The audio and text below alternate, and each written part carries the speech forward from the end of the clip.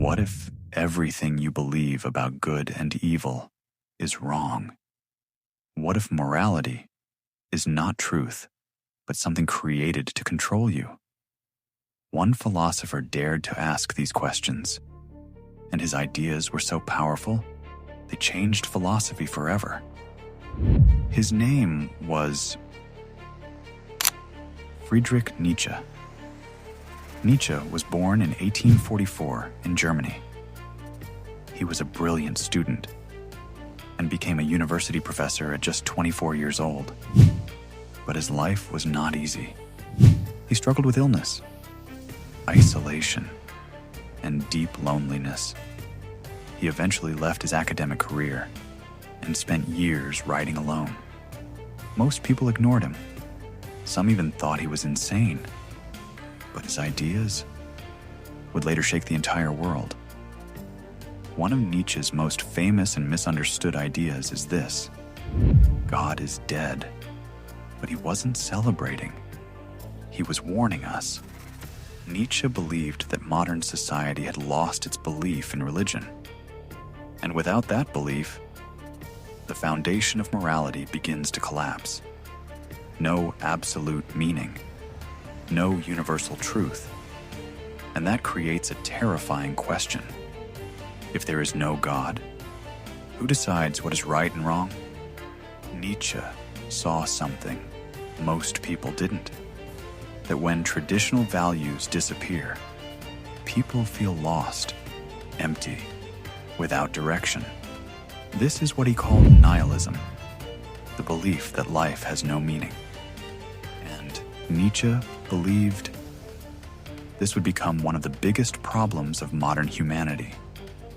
But Nietzsche didn't just describe the problem. He offered a solution. He called it the Übermensch, the overman, someone who creates their own values, someone who doesn't follow the crowd, who doesn't depend on society to define meaning, but builds it through strength, through discipline, through self-mastery. Nietzsche also challenged morality itself. He believed there were two types: master morality and slave morality.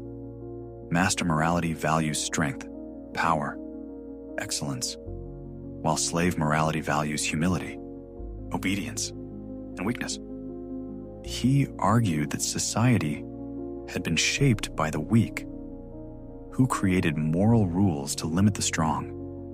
A controversial idea, but one that forces us to question everything. At the center of Nietzsche's philosophy is one powerful idea: become who you are. Not who society wants you to be, not who others expect you to be, but who you truly are, at your highest potential. This requires facing discomfort, taking responsibility, and embracing struggle. Because for Nietzsche, growth only comes through challenge. In his later years, Nietzsche suffered a mental breakdown.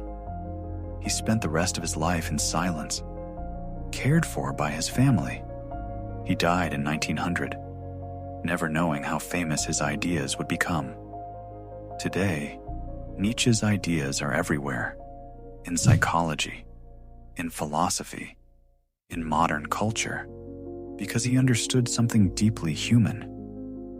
That meaning is not given. It is created. Nietzsche didn't give easy answers. He gave dangerous questions. And maybe the most important one is this: if nothing has meaning by default, what will you choose to live for?